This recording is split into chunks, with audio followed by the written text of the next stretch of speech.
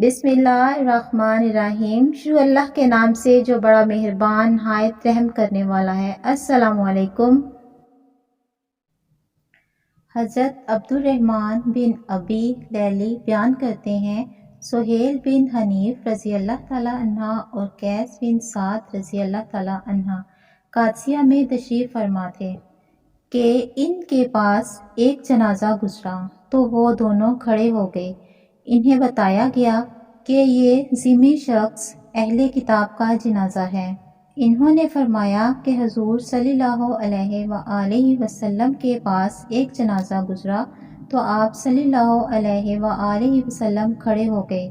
آپ کو بتایا گیا کہ یہ ایک یہودی کا جنازہ ہے۔ حضور صلی اللہ علیہ وآلہ وسلم نے فرمایا، کیا وہ جان نہیں